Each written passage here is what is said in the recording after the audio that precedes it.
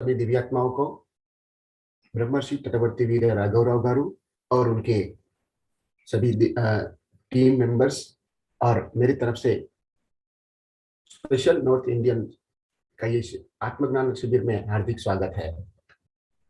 कल तक हमने ब्रह्मर्षि पितामह पत्री जी के द्वारा सूचित किया गया 3 अंधविश्वासों के विषय में हम बात कर रहे थे, जिनमें पहला सब्जेक्ट के ऊपर ब्रह्मर्षि तटवर्ती राघवराव गारू ने बहुत ही गहराई पूर्वक हमें उसका संदेश दिया था, जिनके संलग्न में काफी नॉर्थ इंडियंस जो तेलुगु नहीं जानते वो लोग मुझसे फोन कर करके उन्होंने अपनी भावनाएं मुझसे प्रकट किया, जिनसे ये प्रतीत होता है कि उनको ये सब्जेक्ट बहुत ही अच्छा लगा और इस क्लास में अटेंड होने की वजह से उनको बहुत कुछ उनके मन की जो संदेह हैं वो दूर हो चुके हैं। और स्वयं मेरा खुद का अनुभव भी मैं बताना चाहूंगा कि जिस तरह से वो हमको उस विषय के गहराई को ले जाते हैं कि हमारे दिमाग के अंदर जो मन के अंदर जो अंधविश्वास जो गहराई तक डटी हुई रहती है उसे निकालने में वो पूरी तरह से इनके यह संदेश हमें काम लगते हैं। तो मैं चाहूंगा कि आगे के विषय में भी इसी तरह से गहराई पूर्वक समझ हमको दे करके हमारी ध्यान मार्ग और आध्यात्मिक प्रगति के दिशा में हमें आत्मज्ञान देने में ब्रह्मर्षि तटवर्ती राघव राव गारू हमें सहयोग करेंगे। धन्यवाद sir. Thank you. Thank you Chiranjeevi. Thank you sir. కార్యక్రమం ప్రారంభించే ముందు గురువు గారు ఒక్కసారి మనం ధన్యవాదాలు చెప్పుకుంటూ కార్యక్రమాన్ని ప్రారంభిద్దాం. कार्यक्रम शुरू करने से पहले हमारे जो गुरु है ब्रह्मर्षि पितामह पत्री जी उनको एक बार अभिवादन करेंगे और ये कार्यक्रम को प्रारंभ करते हैं। ఎందుచేతనంటే పత్రి గారిని మనం ఎందుకు తలుచుకుంటాము అంటే అంత అద్భుతమైన జ్ఞానాన్ని సత్య జ్ఞానాన్ని ఆయన మనకి చాలా సులువుగా అందించారు. हम हर सेशन से पहले ब्रह्मर्षि पितामह पत्री जी को इसलिए याद करते हैं और धन्यवाद करते हैं, क्यों? क्योंकि उन्होंने जिस तरह की ये पद्धति जो सरल मार्ग आनापानसति श्वास के ऊपर ध्यान केंद्रित करने की जो मार्ग दिया है वो हम अब तक किसी और से प्राप्त नहीं किए, इसलिए उन्हें याद करके उन्हें हम धन्यवाद देते हैं। ఇంచేతంటే ఈ యొక్క ఆత్మజ్ఞానం ఈ ఆధ్యాత్మిక మార్గం గురించి ఎంతో మంది చెప్తున్నారు గురువులు. क्योंकि आध्यात्मिक मार्ग में आत्मज्ञान की दिशा में कई गुरुओं ने अपने अपने प्रबोधन दिए हैं, उसके बावजूद भी కానీ ఎన్నెన్నో చెప్పడం వల్ల ఏయేయో చెప్పడం వల్ల ఎవరికి సరిగ్గా అర్థం కావట్లే. उनके प्रबोधनों में अनेक तरह के तत्व रखने की वजह से सबका अभिप्राय भिन्न होने की वजह से हमें वो आत्मज्ञान की सही दिशा समझ में नहीं आ रही थी। కానీ పత్రి గారు ఏం చేశారు అంటే చాలా సింపుల్గా ముఖ్యమైన విషయాలు ఏది మనకు అవసరమో ఏది మనం తీసుకోవాలో ఆ ముఖ్యమైన విషయాలన్నీ చాలా అర్థమయ్యే రీతిలో మనకు వివరించారు. लेकिन पत्री जी ने हमें जो अति आवश्यक संदेश है वही संदेश को बहुत ही सरल पद्धति से हमें प्रस्तुत करके हमारी आत्मज्ञान की साधना में आगे बढ़ने के लिए महत्वपूर्ण संदेश दिए हैं। ఆయన చెప్పినటువంటి విషయాలు మనం కనుక ఆచరణలో పెట్టగలిగితే ఖచ్చితంగా ఈ జన్మలోనే 50 జన్మల్లో పొందే జ్ఞానాన్ని మనం పొందగలుగుతాం. यदि हम ब्रह्मर्षि पितामह पत्री जी के द्वारा दिए गए उन संदेशों को पूरी तरह से समझकर आचरण में अगर लाते हैं तो हम तकरीबन 50 जन्मों में जितना ज्ञान अर्जित करते हैं उतना ज्ञान सिर्फ इसी जन्म में प्राप्त कर सकते हैं। నేను చాలా మంది గురువుల్ని కూడా అబ్జర్వ్ చేశాను. मैंने कई गुरुओं को ऑब्जर्व किया है, కానీ ఎంతో కొంత గందరగోళం అందులో మనకు కనిపిస్తూ ఉంటుంది. लेकिन हर बार उनके संदेश में कुछ ना कुछ अस्त व्यस्त बातें या फिर संदेह व्यक्त करने वाले मैसेज हमें मिलते रहे हैं। కానీ వాళ్ళు ఎంతసేపు ఆ పరబ్రహ్మను పొందాలి, ఆత్మ సాక్షాత్కారం పొందాలి, ఆత్మజ్ఞానం పొందాలి, ఈ విషయాలు బాగానే చెప్తారు.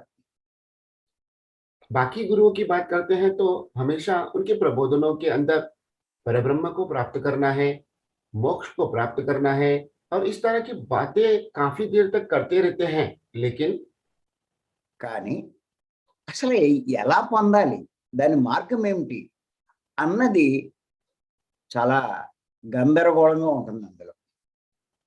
उनको किस तरह से प्राप्त करना है वो बात को स्पष्ट रूप से वो बताते नहीं हैं। అంచేత అనుసరిస్తున్నారు కానీ ఆ స్థాయికి వెళ్ళలేకపోతున్నారు. इसीलिए उनकी बातों को काफी लोग आचरण में लाने के बावजूद भी वो परम स्थिति तक पहुंच नहीं पा रहे हैं।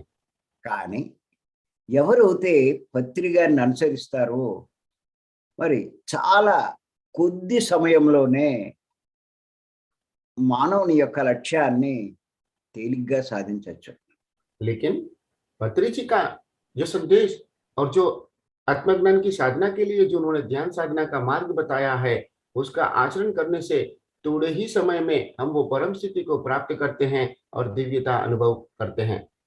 ఇంచేతంటే రకరకాల గురువులు రకరకాలైనటువంటి సాధనలు బోధిస్తున్నారు. अनेक प्रकार के गुरु अनेक तरह के साधना के मार्ग बताते हैं। పూజలు అంటారు, पूजा की बात करते हैं, స్తోత్రాలు అంటారు, स्तोत्र के बारे में बताते हैं, మంత్ర జపాలు అంటారు, मंत्र जप के बारे में समझाते हैं, యజ్ఞాలు అంటారు, यज्ञों की बातें करते हैं, యాగాలు అంటారు, याग करने की प्रेरणा देते हैं। ఇంకా ఇలాగా ఎన్నో రకరకాలైనటువంటి సాధనలు చెప్తూ ఉంటారు. इस तरह के अनेक प्रकार की साधना करने के लिए हमें प्रेरित करते रहते हैं। అలాగే ధ్యానం అని కూడా అంటారు. उसी तरह ध्यान के बारे में भी काफी गुरु बताते हैं। కానీ ధ్యానం అని చెప్పి రకరకాలైనటువంటి పద్ధతులు చెప్తారు. लेकिन ध्यान की बात बताने के बाद ध्यान के विधान के संलग्न में सभी अपने अपने भिन्न अभिप्राय बताते हैं। కనీసం ధ్యానం అంటే ఏంటో అన్నది కూడా వాళ్ళు చెప్పలేరు. यहाँ तक वो ध्यान के बारे में ये ध्यान होता क्या है, ये बात भी काफी लोग अच्छे से समझा नहीं पाते हैं। కానీ పత్రి గారు చాలా స్పష్టంగా చెప్పారు ధ్యానం అంటే. लेकिन पत्री जी ने बहुत ही सरल तरीके से ध्यान का महत्व और विधान समझाया है। ఆయన ఏమన్నారంటే ఆలోచన రహిత స్థితే ధ్యానం అని చెప్పి చాలా స్పష్టంగా చెప్పారు. उन्होंने विचार मुक्त अवस्था ही ध्यान है ऐसे स्पष्ट रूप से कह चुके हैं। అంటే మనసు పని చేయని స్థితే ధ్యానం అని చెప్పారు. मतलब मन पूरी तरह से कार्यरत नहीं होने की स्थिति को ही ध्यान कहते हैं, ऐसे बताया है। ఇది బుద్ధుడు చేసింది, ये बुद्ध भगवान ने भी किया था। అంతేకాదు పతంజలి మహర్షి కూడా ఈ విషయమే చెప్పడం జరిగింది. इतना ही नहीं, पतंजलि महर्षि जी ने भी इसी बात को बताया था। ఆయన ధ్యానం గురించి ఏమన్నారంటే నిర్విషయ మనః ధ్యానం అని చెప్పడం జరిగింది. उन्होंने भी ध्यान के संलग्न में बात करते हुए निर्विषयम मनः की बात उन्होंने प्रस्तुत किया था। మరి ఈ విషయం ఎవరు సరిగ్గా చెప్పట్ల. लेकिन इस बात को गहराई पूर्वक कोई हमें समझा नहीं पा रहे हैं। ఆఖరికి మన సొసైటీలో కూడా यहाँ तक हम ఈ విషయం అర్థం చేసుకోవట్ల. हमारी सोसाइटी के भी कई मास्टर्स यह बात को पूरी तरह से समझ नहीं पा रहे हैं రకరకాల ధ్యానాలు చెప్తున్నారు. और तरह तरह के ध्यान विधान को प्रबोधन दे रहे हैं। పత్రి గారు ఉండగానే पत्री जी के उपस्थिति में भी अलग अलग तरीके के ध्यान विधान समझाने का प्रयास कर रहे हैं। ఆయన అనుసరిస్తున్నారు, ఆయన కూడా ఉంటారు, కానీ ఆయన చెప్పింది చెప్పరు. उनका अनुकरण करते हैं, वो जो बात कहते हैं वो सुनते हैं, लेकिन वो जो बोलते हैं वो नहीं बताते हैं। కానీ ఇది చాలా విచిత్రం. यह बात बहुत विचित्र बात है। ఇంకేతంటే మనసు పని చేయని స్థితే ధ్యానం అని పత్రి గారు చెప్తూ ఉంటే, कई बार पत्री जी ने यही कहा है, मन कार्य नहीं करता है, किसी भी तरह का तरंग उत्पन्न नहीं करता है, यही स्थिति ध्यान है। उसके कहने के बावजूद भी మనసు పని చేసే ప్రక్రియ వీళ్ళు చెప్తున్నారు. मन को पूरी तरह से कार्यरत करने वाली प्रक्रिया के बारे में ही ये हमें बताते रहते हैं। ఆయన శ్వాస మీద ధ్యాస అంటే वे श्वास के ऊपर ध्यान केंद्रित करने वाली बात बताते हैं, तो ఈ మాస్టర్స్ అంతా మాట మీద ధ్యాస పెట్టిస్తున్నారు. ये सभी मास्टर्स अपनी गाइड मतलब उनके प्रबोधनों के ऊपर ही ध्यान केंद्रित करने के लिए प्रेरित करते रहते हैं। అంటే గైడింగ్ మెడిటేషన్ చేస్తున్నారు. मतलब गाइडिंग मेडिटेशन करवाते हैं। గైడింగ్ మెడిటేషన్లో ధ్యాస మాట మీదకు వెళ్తుంది. गाइडेड मेडिटेशन के अंदर हमारा जो ध्यान है वो उनकी बातों के ऊपर ही रचित रहता है। ఎంతసేపు కూర్చున్నా మనసు పనిచేస్తూనే ఉంటుంది. जितनी देर तक हम आंखें बंद करके ध्यान करने के लिए उनके समक्ष उपस्थित होते हैं, तब तक उनका मन कार्यरत रहता ही रहता है। కానీ ఎప్పుడైతే పత్రి గారు చెప్పినట్టు శ్వాస మీద ధ్యాస ఉంచుతామో మనసు పని చేయని స్థితికి మనం చేరుకుంటాం. लेकिन पत्री जी ने जो मार्ग बताया है, श्वास के ऊपर बने रहने से, श्वास के महसूस करने से हमें थोड़े ही समय में विचार मुक्त अवस्था को प्राप्त कर सकते हैं। ఎప్పుడైతే మనసు పని చేయదో అప్పుడు వారు ఆత్మస్థితికి చేరుకుంటారు. जब हमारा मन पूरी तरह से निष्क्रिय होता है, तभी ही हम आत्म स्थिति को प्राप्त कर पाते हैं। ఆత్మతో ఉంటారు. आत्मा के साथ में बने रहते हैं, ఆత్మకి దగ్గర అవుతారు. आत्मा के और भी करीब होने लगते हैं మెల్లిమెల్లిగా ఆత్మస్థితి పొందుతారు. और धीमे धीमे इस तरह से आत्म स्थिति को प्राप्त करते हैं। ఆత్మ అంటే సాక్షాత్తు పరబ్రహ్మ స్వరూపం. आत्मा का मतलब साक्षात परब्रह्म स्वरूप ही है। పరబ్రహ్మ అంటే సమస్త దేవుళ్లకు వాళ్ళందరికంటే గొప్పవాడు. परब्रह्म मतलब सभी भगवानों से भी ऊपर की स्थिति, उन सभी महान व्यक्ति। ఆయన్ని ఆశ్రయించిన వాడు తనలో ఉన్న అన్ని రకాల దోషాలు అన్నీ తొలగించుకోగలుగుతాడు. जब हम उस परब्रह्म स्थिति को प्राप्त करते हैं, तब हमें जो भी मलिन है, हमें जो भी संदेह है, वो सभी तरह की वो संदेह को दूर करके हमें मुक्त करते हैं। అంతేకాదు తనలో దైవ లక్షణాన్ని సంపాదించుకుంటాడు. इतना ही नहीं, हम में भी वो ईश्वरीय शक्तियों को, लक्षणों को प्राप्त कराते हैं మెల్లిమెల్లిగా తానే దైవం అని తెలుసుకుంటాడు. और इस तरह से धीमे धीमे वे स्वयं भगवान होने का महसूस करते हैं। అహం బ్రహ్మాస్మి అన్న వేదవాక్కు అర్థం చేసుకోగలుగుతాడు. अहम ब्रह्मास्मि नाम का ये वेद वाक्य को अनुभव पूर्वक समझने लगता है। అది ఇంచేత ధ్యానం యొక్క లక్ష్యం ఈ విషయం తెలుసుకోవడమే. इसीलिए इस तरह से ध्यान साधना का मुख्य जो लक्ष्य है वो यह बात को समझना ही है। ఇంచేతంటే లోకంలో ప్రతి ఒక్కరి యొక్క అభిప్రాయం ఏంటంటే నేను మానవుణ్ణి. क्योंकि इस दुनिया में सभी लोगों का अभिप्राय यह है कि मैं इंसान हूँ। దేవుడు వేరే ఎక్కడో ఉన్నాడు. भगवान कहीं और रहते हैं అనేటువంటి అభిప్రాయం ఉంది. इस तरह का अभिप्राय सभी लोगों में व्याप्त हो चुका है। కానీ ఆ దైవము ఎక్కడో లేడు, తానే ఆ దైవం అన్నది ఈ ధ్యానం ద్వారా ఎవరైనా తెలుసుకోగలుగుతారు. लेकिन भगवान कहीं और नहीं है, वह स्वयं ही में ही तो भगवान समाहित है, यह बात को ध्यान के मार्ग द्वारा ही हम समझ सकते हैं। ఎప్పుడైతే ఇది తెలుసుకున్నాడో వాడికి ఇంకా జన్మ అంటూ ఉండదు.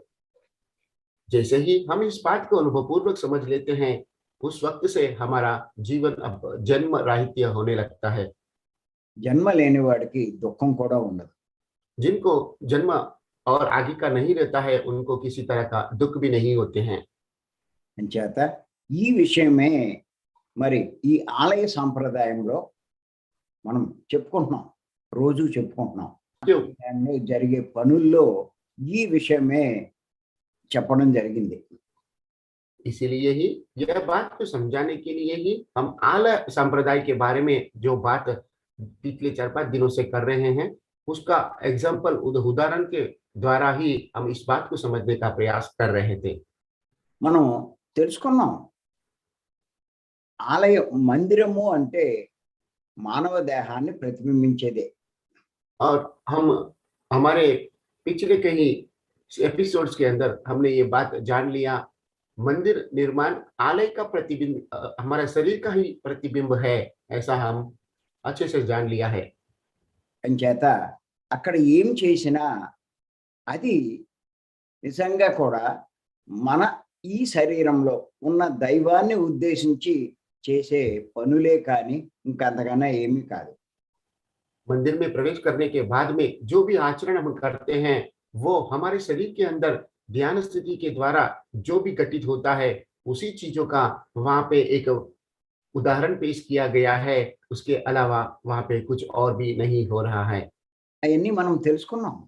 और ये बातें हम अच्छे से समझ चुके हैं। బయట చెప్పులు వదిలిపెడతాం, मंदिर के बाहर ही हम जूते उतार देते हैं। చుట్టూ 3 ప్రదక్షిణలు చేస్తాం, मंदिर के चार मंदिर को 3 बार हम प्रदक्षिणा कर लेते हैं। ఆ పూజారిని ఆశ్రయిస్తాం, फिर पुजारी को, जो वहाँ पे पुजारी होते हैं, उनका आश्रय लेते हैं। వారికి అగరబత్తి, కొబ్బరి, పళ్ళు ఇవన్నీ సమర్పిస్తాం. उनको हम अगरबत्ती, फूल, फल, आरती कपूर वगैरह समर्पित करते हैं। గంట కొడతాం. और वहाँ का जो घंटा रात होता है, उसे बजाते हैं। వీటన్నిటికీ అంతరార్థం ఉంది. इन सभी बातों का अंतरार्थ है, అవన్నీ మనం తెలుసుకున్నాం. और ये सब हम कल सुन चुके हैं।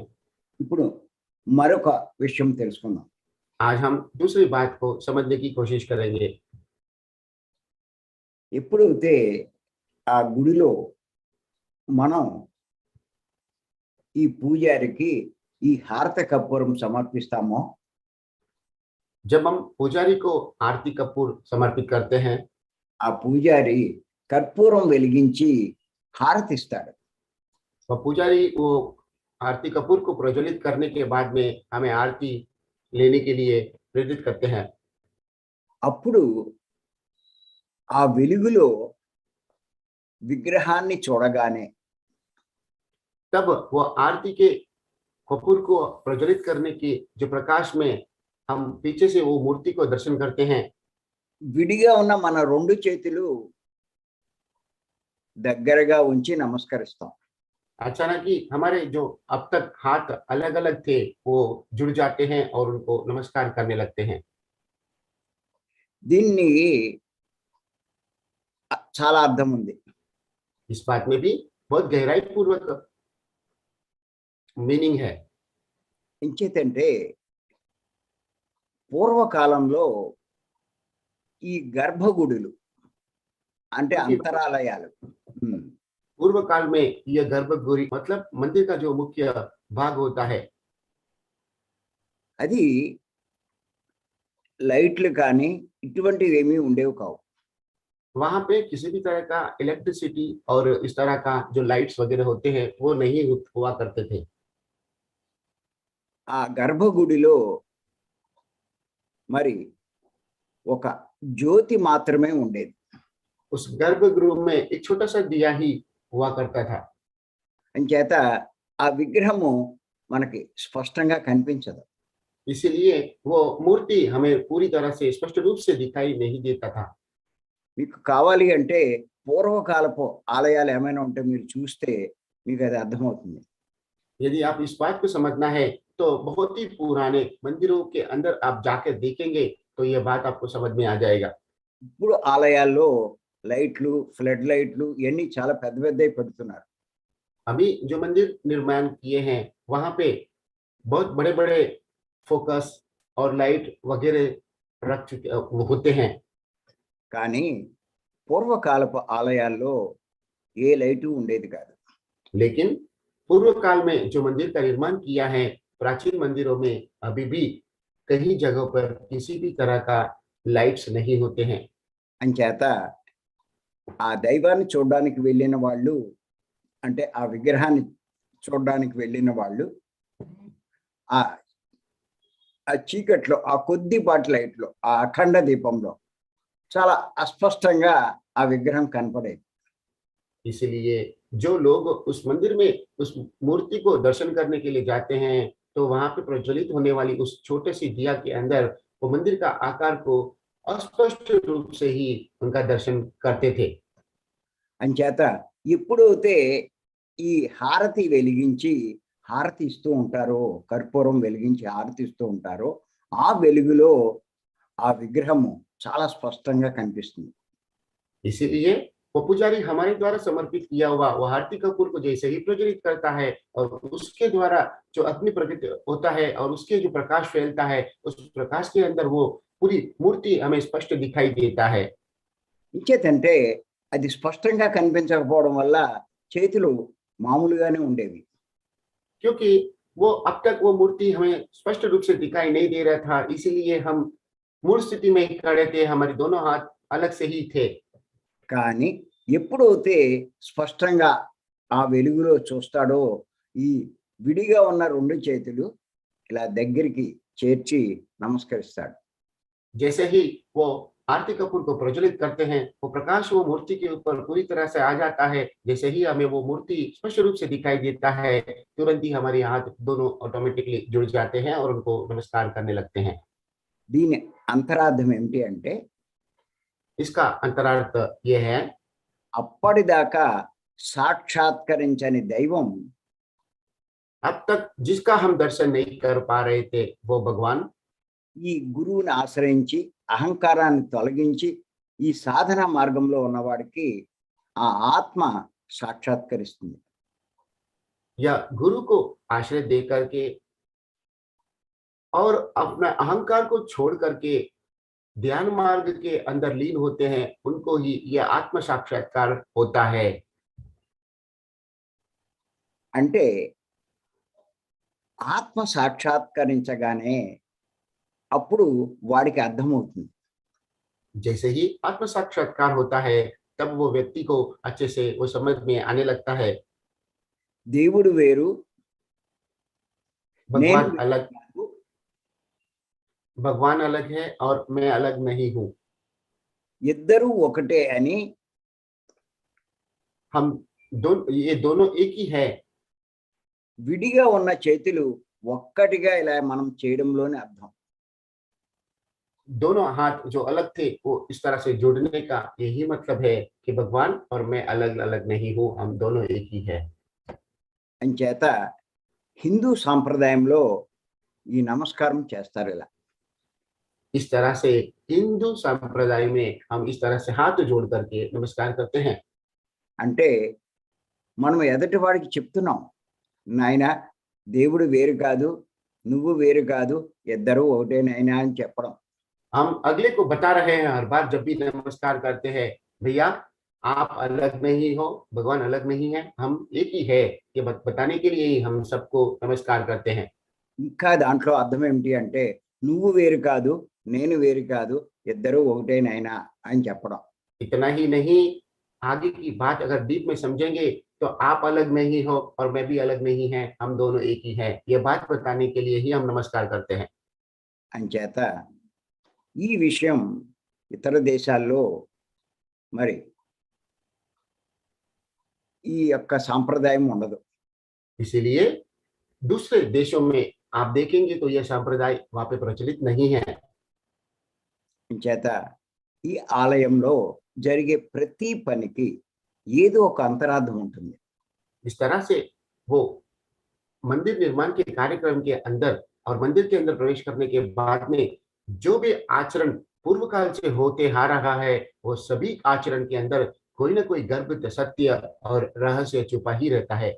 చేత ప్రతి పనికి కూడా మన इसीलिए దేహంలో దైవం ఉన్నాడు అని ప్రతిబింబించేదే. इस तरह से उस मंदिर के अंदर जो भी आचरण होता है, हर आचरण के पीछे हमारे शरीर के अंदर ही वो दैवत्व छुपा है। वो प्रतीत करने के लिए ही इस तरह के आचरण उस समय से प्रचलित है। చేత ఇది ఎవరైతే అర్థం చేసుకుంటారో వారి జీవితాన్ని ధన్యం చేసుకుంటారు. इस तरह से जो इन बातों को समझ पाते हैं, वही अपने जीवन के अंदर धन्यता प्राप्त करते हैं। అది అయిన తర్వాత ఏం జరుగుతుందంటే ఆ మందిరంలో ఆ పూజారి మనం ఇచ్చినటువంటి ఫలాలలో సగం మనకి ఇస్తారు. और इसके बाद में अब क्या आगे की प्रोसेस है वो बताते हैं कि हमारे द्वारा जो समर्पित किया गया जो फल है, उनमें से आधे फल हमें फिर से हमें लौटाते हैं। మనము 4 అరటిపళ్ళు ఇస్తే 2 తిరిగి మనకిస్తారు. यदि हम 4 केले का फल देते हैं, तो हमें रिटर्न 2 ही फल देते हैं। కొబ్బరి ఇస్తే సగం చెప్పేస్తారు. यदि हम श्रीफल देते हैं, तो आधा ही भाग हमें देते हैं।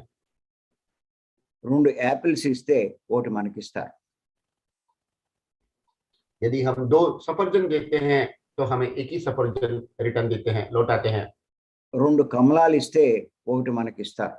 यदि हम 2 कमल के पुष्प अर्पित करते हैं, तो हमें 1 ही रिटर्न में देते हैं। అంటే దీనికి కూడా ఒక అంతరార్థం ఉంది.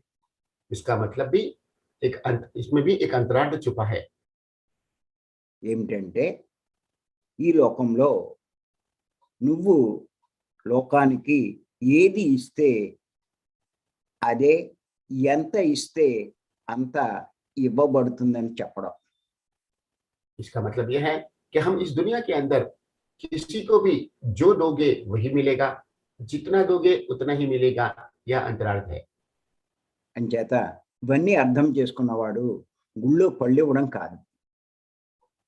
यह बात को जो समझते हैं, वो सिर्फ मंदिर के अंदर फल अर्पित करना ही नहीं, దాని అర్థం తెలుసుకుని లోకానికి తనకున్న దాంట్లో కొంత ఇవ్వడానికి ప్రయత్నించారు.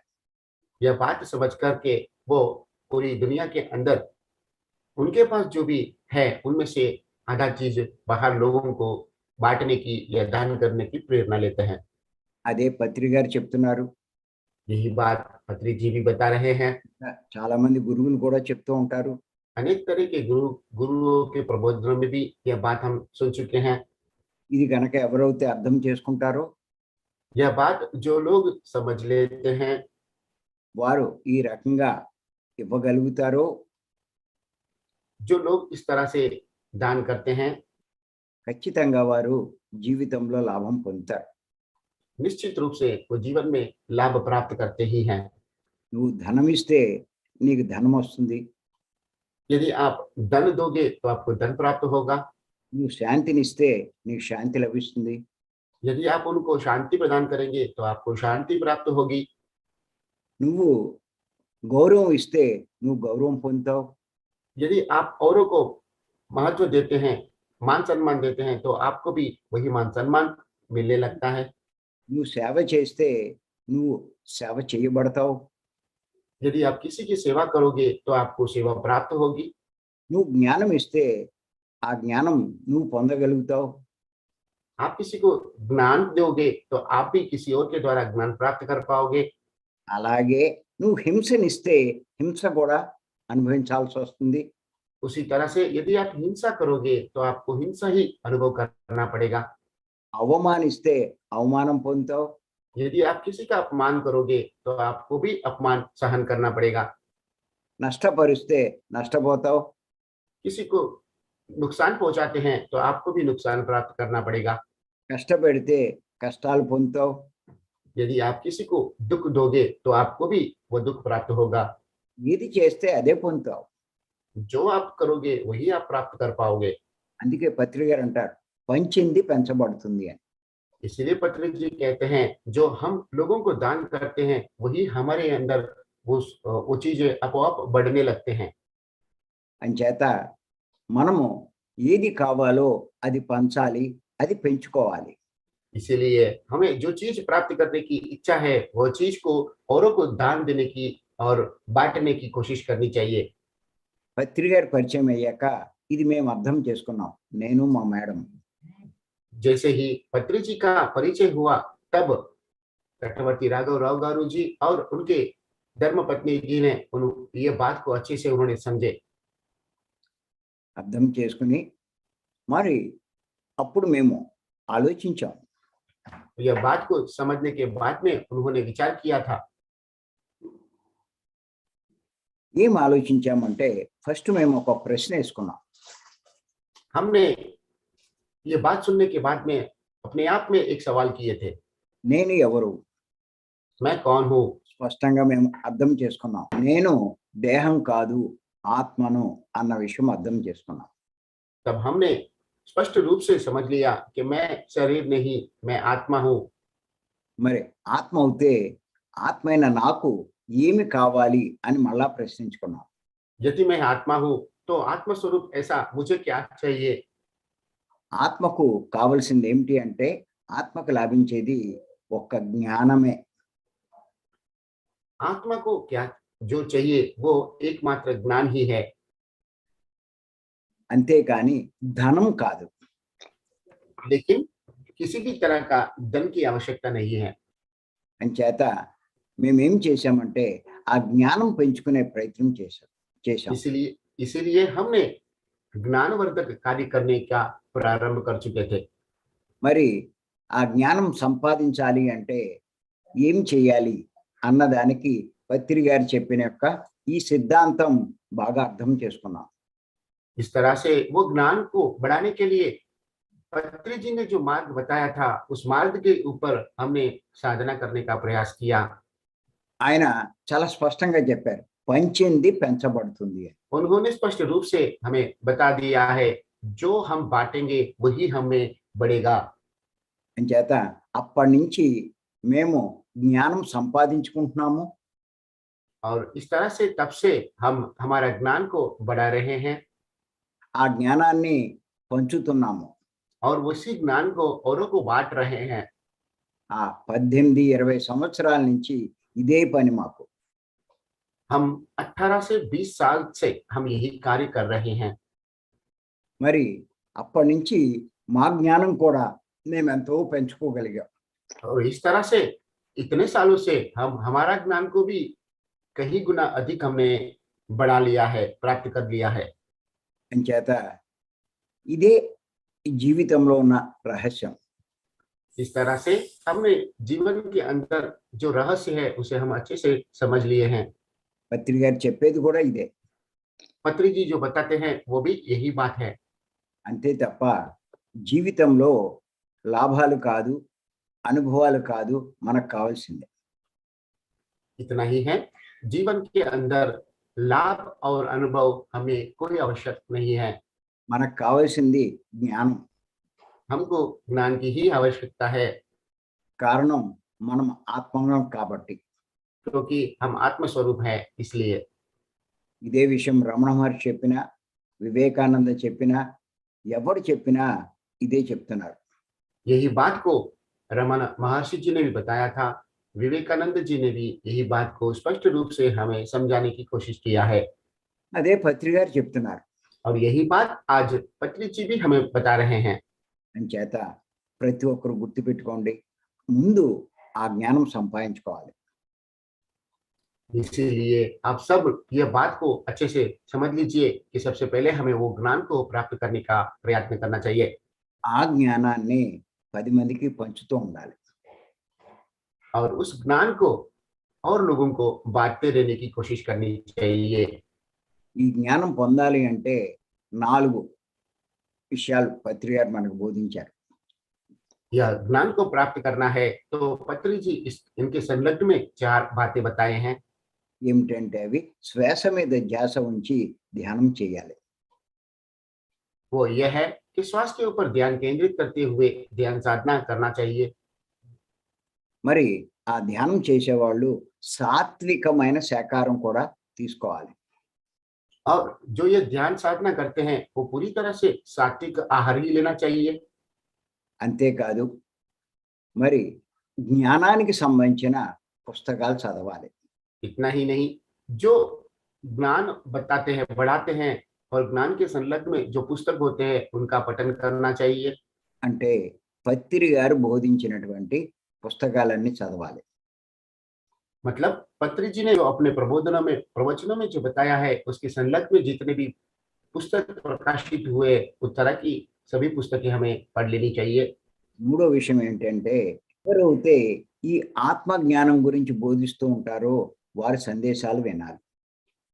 तीसरी बात यह है, जो लोग आत्मज्ञान के संलग्न में जो अपना प्रबोधन देते हैं उनकी बात को भी हमें सुन लेनी चाहिए। అంతేకాదు ఈ ఆత్మ మార్గంలో సేవలు కూడా చేయాలి.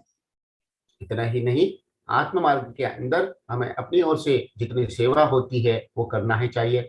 ఈ 4 చేస్తే మీ జ్ఞానం అద్భుతంగా పెరుగుతుంది. यदि हम इस तरह की चारों कार्य के अंदर पूरी तरह से मन लगा करके काम करेंगे तो हमारा आत्मज्ञान बहुत अच्छे से विस्तृत होगा చివరకు ఆ ఆత్మ సాక్షాత్కారం కూడా పొందగలుగుతాం. और इस तरह से अंत में हम वो आत्म साक्षात्कार को भी प्राप्त कर सकते हैं మరి మన జీవిత లక్ష్యాన్ని కూడా మనం సాధిస్తాం. और इस तरह से हमारा जीवन का जो लक्ष्य है, जो ध्येय है, उसे हम प्राप्त कर सकते हैं। ఇంతకన్నా కావాల్సింది ఏమీ లేదు. हमें इसके अलावा और क्या चाहिए? మనం భూమి మీదకి వచ్చింది దానికోసమే. हम इस धरती के ऊपर इसी चीज को प्राप्त करने के लिए ही अवतरित हुए हैं। చేత ఆ మార్గమే పత్రి గారు మనకు బోధించారు. इसीलिए यही बात को पत्री जी ने हमें प्रबोधनों में बताया है। అంతేకాదు ఆలయ సాంప్రదాయం మందిర సాంప్రదాయంలో కూడా చెప్పబడింది అదే. इतना ही नहीं, आलय निर्माण के अंदर, आलय संप्रदाय के अंदर जो बात हमको इनडायरेक्टली जो बताया है वो भी यही है। చేత ఏమిటి అంటే మరి ఇంకా మనం ఆలయంలో చేసే పనులు ఏమిటి, వాటి యొక్క అంతరార్థం ఏమిటి అన్నది రేపు చెప్పుకుందాం. और भी मंदिर के अंदर जो आचरण हम करते हैं उसके बारे में भी और भी गर्भित सत्य जो है उसके बारे में हम कल की एपिसोड में समझने की कोशिश करेंगे। ఈ అవకాశం ఇచ్చి మీ అందరికీ నేను ధన్యవాదాలు చెప్తున్నా. यह मौका हमें देने के लिए आप सबको मैं धन्यवाद दे रहा हूँ। Thank you. Thank you sir. Thank you sir. Chiranjeevi గారు చిన్న यस सर। ఎక్స్ప్లెనేషన్ ఇచ్చి తర్వాత మాట్లాడించారు. Yes sir. तो आज के एपिसोड के अंदर ब्रह्मश्री चक्रवर्ती राघव राव गारू ने जो आरती कपूर का प्रज्वलित करने की जो भाव है वो हमें बहुत ही स्पष्ट रूप से समझाए हैं। अब तक जो अंधेरे में थे उसके ऊपर वो प्रकाश को डालने के बाद में जिस तरह से वो देव हमें दिखता है, वो चीज, वो जो प्रकाश है वो ध्यान मार्ग है। और वो ध्यान मार्ग में जैसे ही हम लीन होते हैं तो हमारे अंदर भी एक तरह का दिया प्रज्वलित होता है और उसके प्रकाश के अंदर हम अपना जो अंदर शरीर के अंदर जो आत्मा छुपा है उसका हम दर्शन करते हैं। यही बात को उन्होंने बहुत ही अच्छे से बताया है। और पुराने मंदिरों के अंदर वहां पे लाइट नहीं होने का और वहां पे वो आरती कपूर को जलाने की बात को हमने सुन लिया है। और आज के तारीख में भी इतने प्रकाश होने के बावजूद भी हम उसी आरती कपूर को प्रज्वलित करते हैं। उसमें और इसमें बहुत भिन्नता है।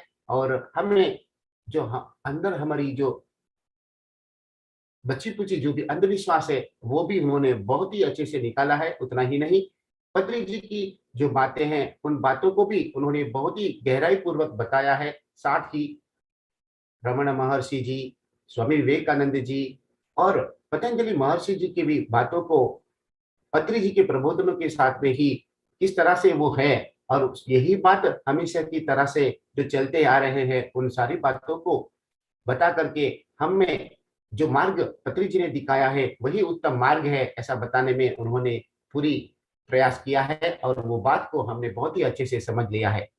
धन्यवाद sir. Thank you sir. Thank you. Thank you sir. ఎవరైనా अब అభిప్రాయాలు, సందేహాలు जी, अब हमारे सभी दिव्य आत्माओं से अनुरोध है कि आपको इस सेशन के संलग्न में अथवा तो आपके मन में ध्यान साधना के बारे में, आत्मज्ञान के बारे में कुछ भी संदेह है तो अपना हाथ ऊंचा करके हिंदी में बात करने की प्रयास करेंगे। क्यों? क्योंकि आज इस सेशन में हिंदी भाषी नॉर्थ इंडियंस उपस्थित है, इसीलिए सबको ये बात समझ में आए, इसीलिए हिंदी में बात करने का प्रयास करेंगे। सुगुणा।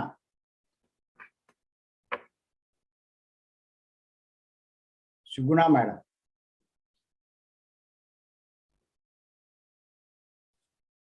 सर नमस्ते सर। చెప్పమ్మా। सर चिरंजीवी सर नमस्ते सर। नमस्ते मैम। सर ఈ రోజు सॉरी सर, आज ये समझ में आया कि साहब ने एक नया बात बताया कि 2 हाथ जोड़ने का मतलब अच्छा समझ में आ गया। और एक ये अर्थ कर्पूर का जो प्रज्वलित करने का वो भी एक नया वर्ड सुनी हूँ मैं आज, वो अच्छा लगा। और गाइडेड मेडिटेशन के लिए भी बताया ना, मन काम करता है, जहाँ बात करते हैं म्यूजिक लगाते हैं तो उस समय हमारा मन काम करता है, तो मन काम करता है तो आत्मा तक नहीं पहुंच सकते हैं। ये बात भी अच्छा समझ में आया सर, इसीलिए 100 किया sir. Thank you. Thank you. Vemala Mani.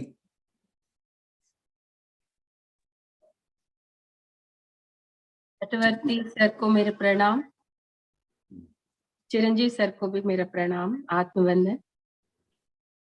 Sir आज का बहुत टॉपिक अद्भुत है। कल तक मेरे को ये मेरे मन में आता था कि आरती क्यों देते हैं भगवान को, और आरती देने के बाद सब फिर ऐसे उसको ये आंखों के ऊपर रखते हैं, क्यों करते हैं ऐसे करके। कल तक मेरे को ये प्रश्न मेरे अंदर में चलता था।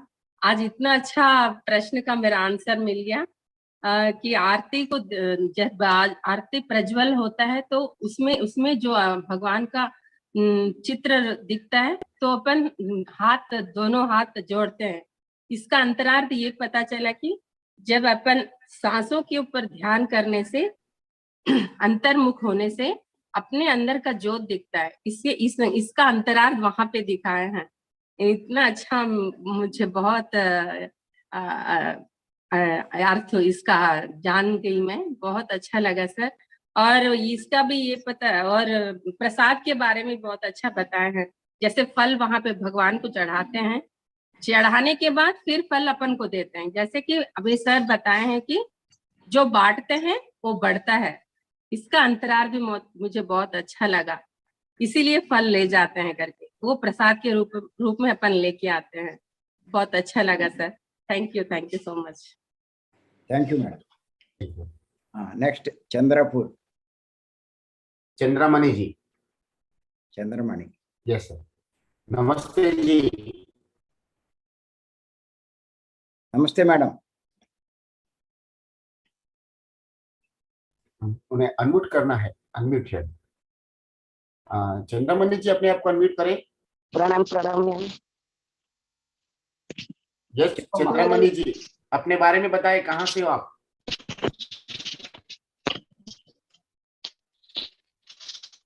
सुनाई दे रही है मेरी बात?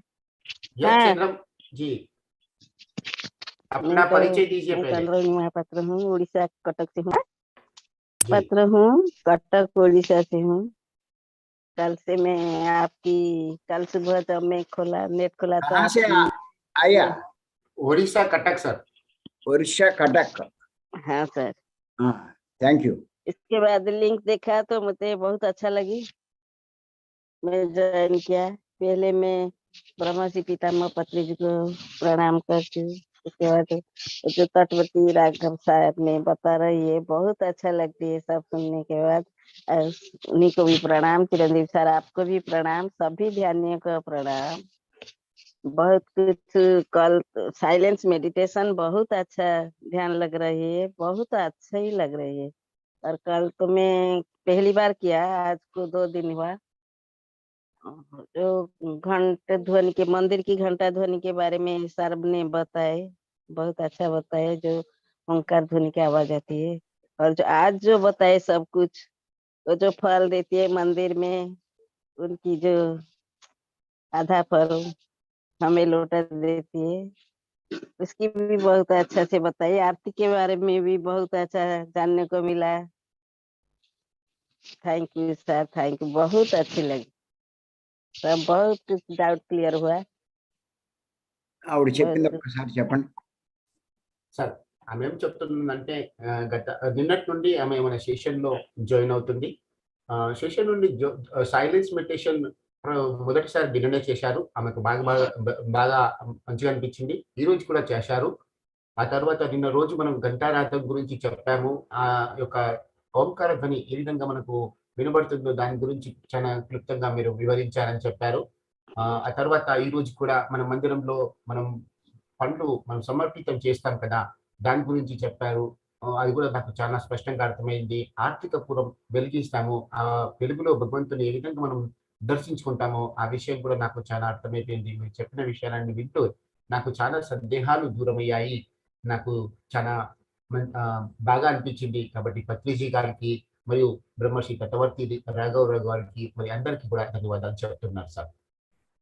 సార్ ఆవిడకి ఏమని చెప్తారంటే, వారి ఫ్రెండ్స్ కానీ పరిచయస్తులు కానీ ఎవరైనా ఉంటే మన జూమ్లో జాయిన్ చేయమనండి. వారి నెంబర్లు మీకు ఇస్తే మీరు వాళ్ళు మన హిందీ గ్రూప్లో జాయిన్ చేయొచ్చు.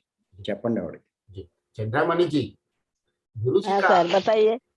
गुरु जी का संदेश आपके लिए यह है कि आप एक सीनियर मास्टर हो। मैं देख रहा हूँ कई सालों से आप ध्यान माचक्र में भी आते हो, तो हाँ। आपके कांटेक्ट में जितने भी ध्यानी हैं, चाहे वो सीनियर हो या जूनियर हो, उन सब का नंबर आप मुझे देंगे अथवा तो किसी तरह से उनको इस सेशन में लाने का प्रयास करना, क्योंकि ये जो संदेश है वो हर किसी के लिए पहुंचना चाहिए। और हम बहुत जल्द कटक में भी आने का प्रयास कर रहे हैं। वहां के मास्टर्स के साथ में हम भी बात कर रहे हैं। आप भी यथासंभव प्रयत्न करना और सर का क्लासेस हम वहां पे भी लाने का प्रयास करेंगे। आपको बहुत बहुत धन्यवाद। हाँ सर, मैं कोशिश करूंगी, जरूर सभी को भेजूंगी नंबर। प्रणाम प्रणाम सर, यस कोशिश करूंगी जरूर। थैंक यू सर आप गए नहीं थे ऋषिकेश में चिरंजीव सर?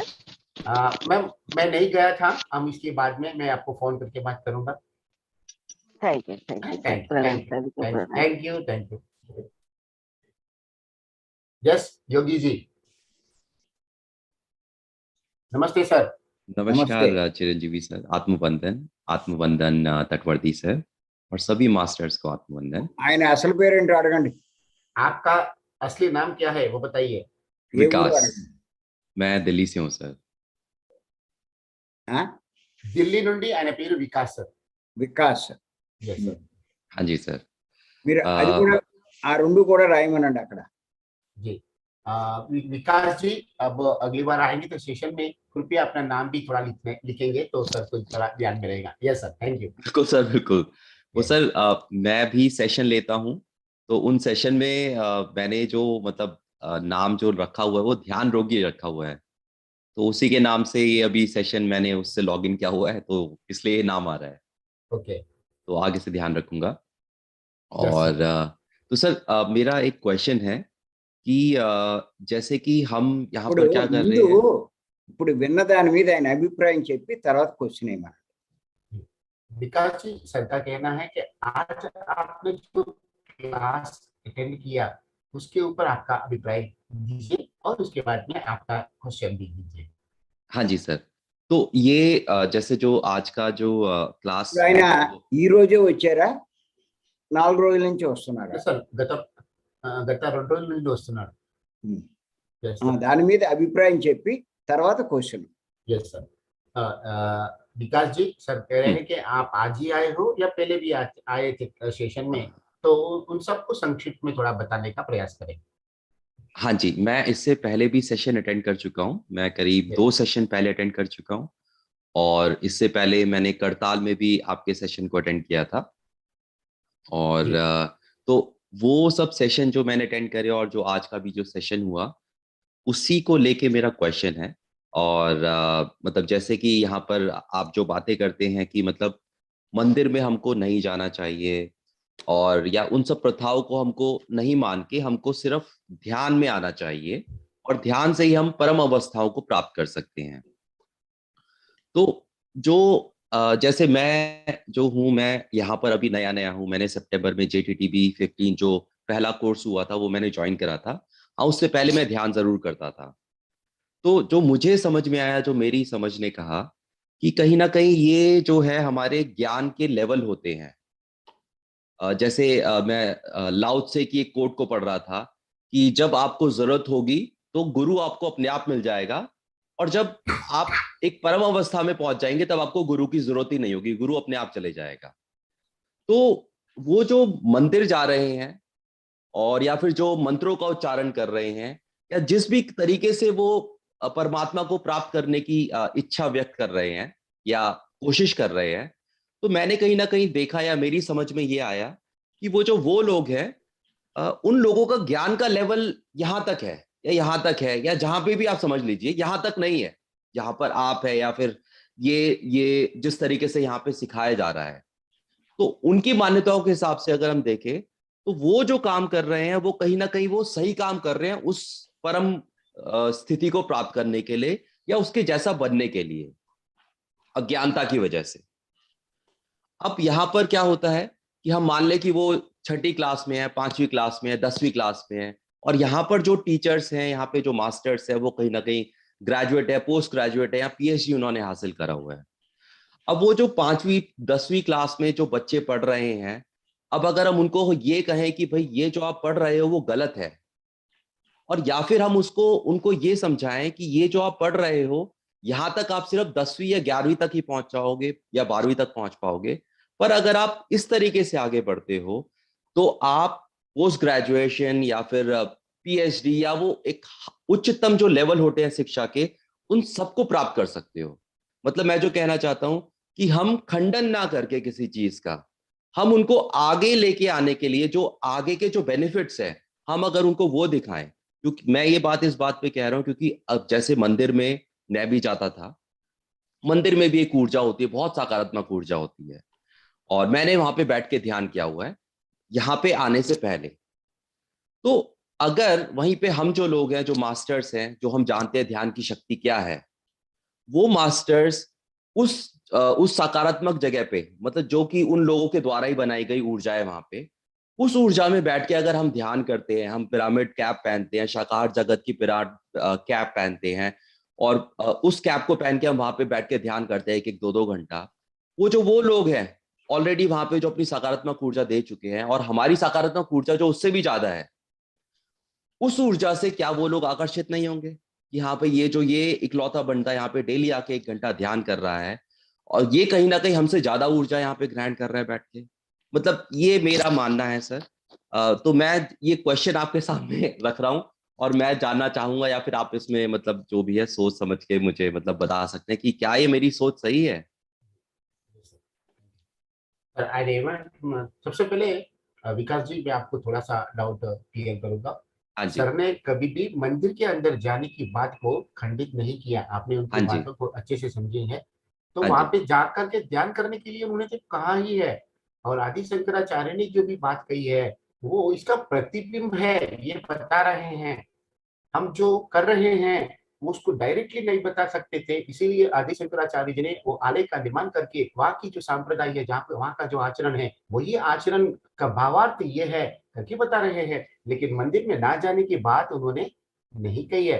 कल भी आपने देखा होगा गीता जी ने कहा कि अभी मैं मंदिर जाने वाली हूँ, सर मैं जाऊं कि नहीं? उन्होंने कहा आप जाइए और वहां पे ध्यान कीजिए, और आप भी वही हाँ जी। बता रहे हैं, है ना? ठीक ठीक ठीक ठीक यस सर, ठीक। Thank you sir. सर इसमें एक और चीज मैं कहना चाहूंगा कि ఉండండి चलो ఉండండి ये आपने। జస్ట్ एक జస్ట్ రుకో यस రుకో జీ यस यस सर, చెప్పండి ఆయన ఏం చెప్పారో చెప్పండి ఒకసారి ఎస్ సార్. ఆయనే గత 2 రోజుల నుండి మన క్లాసెస్ అటెండ్ అవుతున్నారు. ఆయనకు కూడా సెషన్స్ చెప్తూ ఉంటారు కాబట్టి అక్కడ అది పేరు అలానే ఉంది కాబట్టి అదే పేరుతో లాగిన్ అయ్యాను. క్షమాపణ అడుగుతాను. రేపు నుండి ఆ పేరు మార్చుకొని వస్తారని చెప్తున్నారు. ఆయనే ఇంకా ఏం చెప్పారంటే మనము ఆలయ నిర్మాణం గురించి చెప్తున్నాము. వాటి గురించి మనం కొంచెం ఖండిస్తున్నాం కదా! అలా చెప్పడం కన్నా వాళ్ళు ఇప్పుడు ఒక స్థాయిలో ఉంటారు. आपने वो गुरुजी का नाम क्या बताया था जिनका बुक आप पढ़ रहे थे? लाओ से జీ గారి పుస్తకం వాళ్ళు చదువుతున్నారట. ఇప్పుడు ఆ సార్ పుస్తకంలో సార్ అక్కడ మనం ఏమి ఖండించట్లా, చెప్పాను నేను దాంట్లో ఉన్న చెప్పాను. అంతరార్థాన్ని చెప్తున్నాం. ఎస్ నేను క్లియర్ చేశాను. నేను అనేది మనం ఏమీ ఖండించట్లేదు, ఎస్ సార్. ఆలయ సాంప్రదాయాన్ని మనం ఖండించట్లా. ఓకే. ఇది బాగా అర్థం చేసుకోండి. Yes sir. దాంట్లో ఉన్నటువంటి అంతరార్థాన్ని చెప్తున్నాం. Yes sir. అది ఓకే ఓకే. ఈ అంతరార్థం తెలియని వాడు యథావిధిగా చేసుకుంటాడు, అంతరార్థం తెలుసుకున్నవాడు దానికి అనుగుణంగా ప్రవర్తిస్తాడు. అది లోకంలో ఈ రెండు రకాల వాళ్ళు ఉంటారు. అర్థం చేసుకోగలిగిన వాళ్ళు ఉంటారు, చేసుకోలేని వాళ్ళు ఉంటారు. అది చేసుకోగలిగిన వాడు దాంట్లో మార్పు తెచ్చుకుని దానికి అనుగుణంగా ప్రవర్తిస్తాడు. అది చెప్పండి ఆయన. विकास जी सर ने कहा कि हम आलय निर्माण का और मंदिर प्रवेश के बारे में कभी खंडित नहीं किया. वहां पे जो आचरण होता है उस आचरण को हमने विस्तृत रूप से समझाने का प्रयास किया. अंतरार्थम आचरण का अंतरार्थम. तो वहां की जो अंतरार्थ है वो बात उनको बताने का प्रयास किया. जब तक हम उस आचरण का जो अंतरार्थ है जो नहीं समझेंगे हम वहीं पे रुक जाएंगे. यदि हम उन बातों को आज समझे हैं तो हम क्या किया, आगे बढ़ने के लिए प्रेरित हुए. आगे बढ़ने के लिए हमें उनको प्रेरित करना चाहिए, मंदिर में जाकर के ध्यान करना चाहिए. इन बातों का उन्होंने पूरी तरह से समर्थन तो दिया लेकिन वहीं पे नहीं रुकना चाहिए. तो ये बातों का मतलब ये है कि वहां पे हम जो कर रहे हैं वो हम जो देख रहे हैं उतना ही नहीं, उसके पीछे भी और कुछ है. जब तक वो लोग ये बात नहीं सुनेंगे तो भला उसको स्वीकार कैसे करेंगे. तो ये बात आज आपने जानी है, क्या इससे पहले आप जानते थे? तो उन लोगों को भी ये बात कब समझ में आएगा, जब हम उनको बताएंगे तब. अन्यथा कई सालों से बचपन से लेकर के वृद्धावस्था तक लोग मंदिर में ही जाते थे, मंदिर में ही वो नारियल देकर के संतृप्त प्राप्त कर लेते. क्या उसके अंदर उनको आत्मज्ञान प्राप्त होता है भला? नहीं. इसीलिए उनको ये बात को समझाना जरूरी है, इसीलिए वो बता रहे हैं. సార్ ఇంకా ముందుగా ఆయన ఏం చెప్పారంటే లాओसे గారి పుస్తకం చదువుతుంటే అందులో ఒక మాట నాకు అర్థమైందట. అదేంటంటే మనిషి యొక్క యోగ్యత ప్రకారంగానే వాళ్ళకి గురువులు వారికి మార్గం కల్పిస్తుందట. సో ఇప్పుడు ఏం చెప్తున్నారంటే ఆ మందిరంలో వెళ్ళేవారు వాళ్ళు ప్రైమరీ స్కూల్ ఎగ్జాంపుల్ గా చెప్పాలనుకుంటే ప్రైమరీ స్కూల్లో ఉన్నటువంటి విద్యార్థులు మరి వాళ్ళకు హై స్కూల్ మరి కాలేజ్ సిలబస్ చెప్తే వారికి ఏమైనా అర్థమవుతుందా?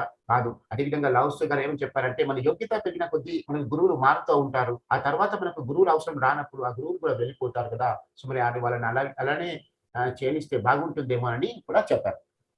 అదే ఇప్పుడు నేను చెప్పేది సార్, మనం చెప్పేది అర్థం చేసుకోలేని వాళ్ళ కోసం కాదు, ఎలిమెంటరీ వాళ్ళ కోసం కాదు, అర్థం చేసుకోగలిగిన వాళ్ళ కోసమే మనం చెప్తున్నాం. అర్థమైందండి? అది చెప్పండి ఆ పాయింట్. विकास जी सर ने आपकी वो दूसरी बात के ऊपर भी बताया, जैसे आपने लाओसे की जो बात बताई है जहाँ पे सबकी आत्मस्तर की स्थिति अलग होती है, अंडरस्टैंडिंग लेवल अलग अलग होती है. तो वो बात उन्होंने भी कहा स्पष्ट रूप से, ये बात सही है. हमारे जो प्रबोधन है, हमारी जो बातें हैं, जो संदेश है वो उन्हीं के लिए है जो ये बात को समझ सकते हैं. अन्यथा हमारी बातों को बताने के बावजूद भी हमारी बातों को ना स्वीकार करते हुए अपने ही आचरण में लीन होने वाले बहुत लोग होते हैं. तो उनसे हमें कोई लेना देना नहीं है. हमें हमारा जो सत्य ज्ञान है वो बताने में ही हमारा उद्देश्य है.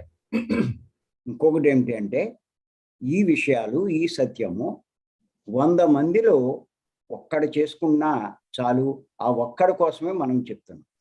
और इतना ही नहीं, हम जो यहाँ पे संदेश दे रहे हैं यदि हम 100 लोगों को बताएंगे तो 100 में से सिर्फ एक व्यक्ति भी हमारी ये बात सुनते हैं तो काफी है, और हम वो एक व्यक्ति के लिए ये संदेश दे रहे हैं.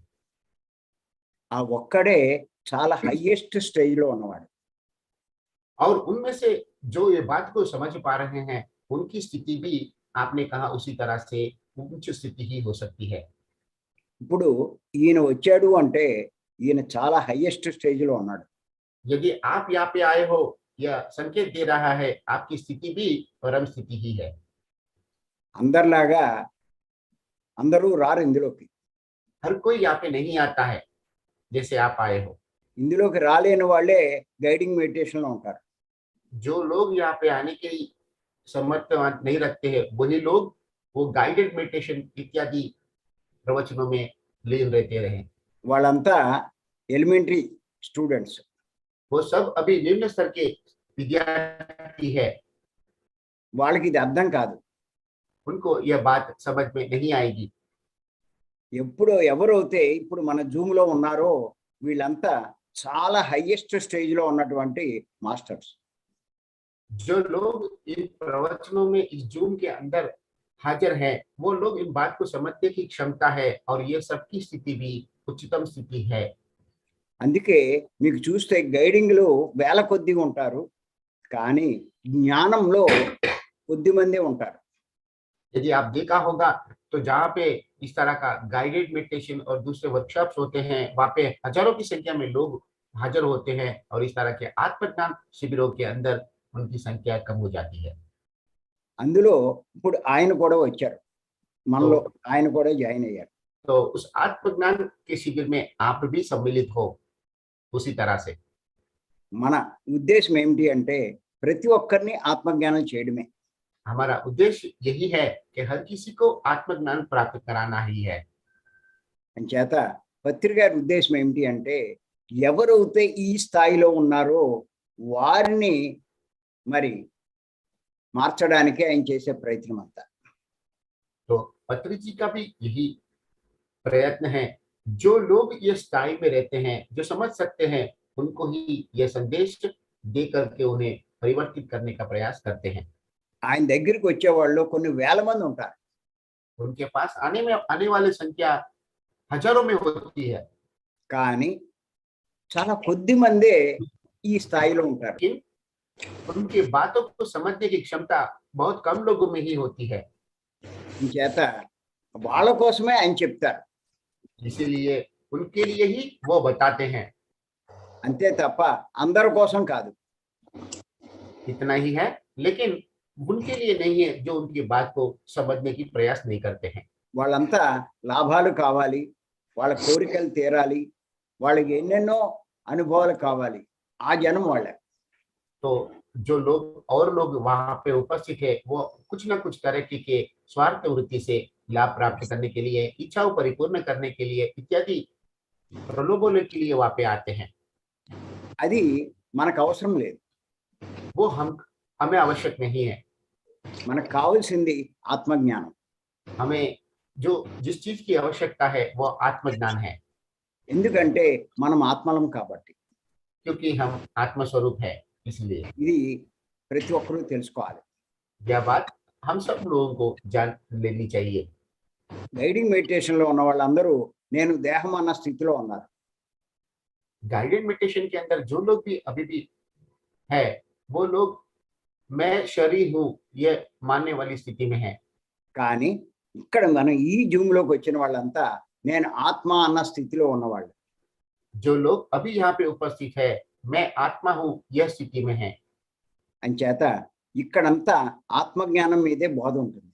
इसीलिए यह सेशन में आत्मज्ञान के ऊपर ही प्रबोधन दिया जाता है। ఇక్కడ ఆ మూడో కన్ను వస్తుంది, లేకపోతే గత జన్మలు వస్తాయి, లేకపోతే ఎవరో మాస్టర్స్ వస్తారు, ఇటువంటి సందేశాలు ఉండవు. हम यहाँ पे वो तीसरी आंख खुलने वाली बात या फास्ट लाइफ की बात या कोई मास्टर आने वाली बात कभी नहीं बताते हैं।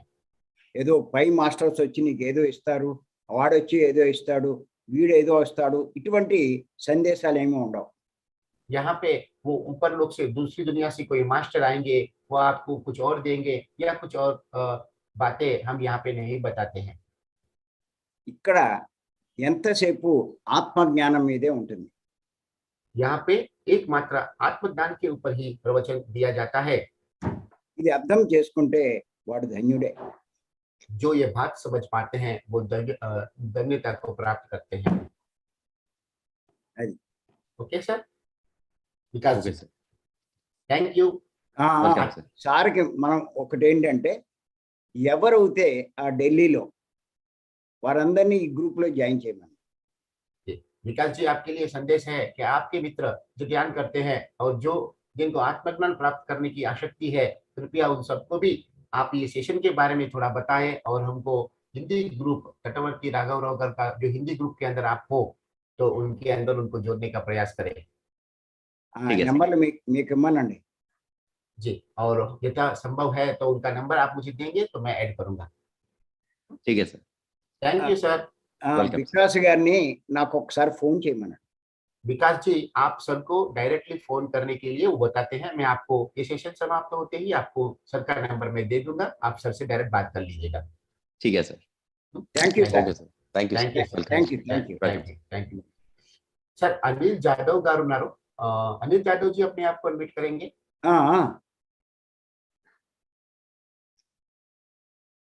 यस अनिल जी।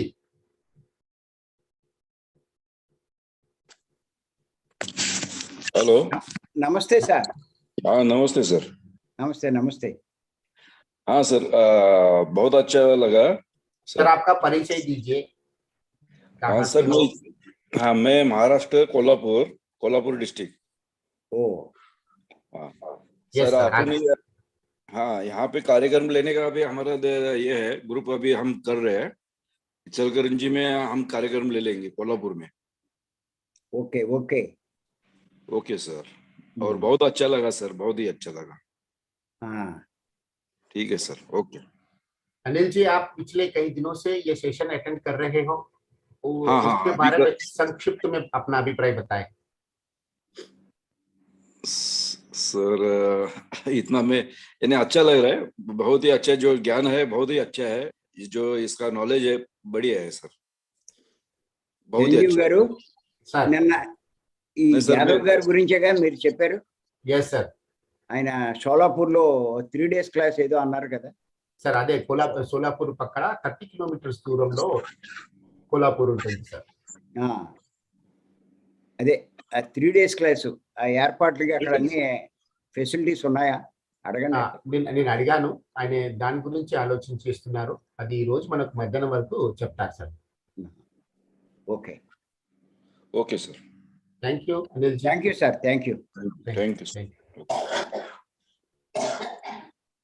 यस जया जी, नमस्ते। हाँ नमस्ते जी सभी। నమస్తే మేడం. हाँ सभी सर, हमेशा सारी बातें, मैं तो पहले से सत्संग में जाती ही थी, बचपन से ही जाती हूँ, तो मैंने भी सारी बातें सुनी है। सभी सत्संग में अच्छे ऐसे बताते हैं, जो हम लोग अंदर दिखते हैं हमें बाहर दिखता है। जो हम लोग मंदिर में जाते, बचपन से जाते हैं मंदिर में, लेकिन सत्संग में जाने से और आपकी बातें सुन के भी हमें पता चलता है कि लोग ऐसे जो अंदर देखते हैं उसी को बाहर उसकी कॉपी करते हैं। लेकिन वहां पे जाएंगे तो ही हमारा मन अच्छी बातों के सामने ऐसे मुड़ता है। जैसे हम लोग जाते हैं मंदिर में, सब आरती करते हैं, ऐसे शंख बजाते हैं, ओमकार का नाम घंट बजाने से हमें उसी टाइम पता नहीं चलता है, लेकिन हम सभी सत्संग अटेंड करते हैं, सभी ऐसे ज्ञान की बातें सुनते हैं, तो हमें फिर वही बातें ध्यान में आती है कि चलो हम लोग वो वहां पे जाते थे, लेकिन हमारा असली काम वही था कि हम लोग अंदर की बातें सुने, अपने आत्मा की बातें सुने। बीच में हम लोग को ओमकार नाद सुनता है, हम लोग को नमस्ते करते हैं, आरती से जो ज्योत का दर्शन करते हैं, जो हमारी रियल बात है वो हमें सारी बातें सच्चाई की तरफ ही मुड़ते हैं हम लोग। फिर हम लोग को आत्मा का ज्ञान होते रहता है, तो हम लोग ध्यान करने से वही बात को प्राप्त करते हैं। Thank you Jaya ji. Sir madam గారు ఏమంటున్నారంటే, ఇన్ని రోజుల కాలం నుంచి మేము మందిరం వెళ్తున్నాము, అక్కడ జరిగే ఆచరణ గురించి తెలుసుకున్నాము, మరి కొన్ని సత్సంగాలకు కూడా వెళ్ళాము, అక్కడ కూడా వారి మాటలు విన్నాము. ఇక్కడికి వచ్చిన తర్వాత కూడా చాలా విషయాలు మాకు అర్థమయ్యాయి. అక్కడ జరిగే ఒక అంతరార్థాన్ని మీరు చాలా క్లియర్ గా చెప్పారు. దానివల్ల కూడా ధ్యాన సాధనలోకి చాలా సులభం అవుతుంది అని చెప్తున్నారు. మరి ఇదే విషయాన్ని రెండు సార్లు వేరే వేరే విధానంలో చెప్పారు సార్. బాగుంది. Thank you. జయజీ.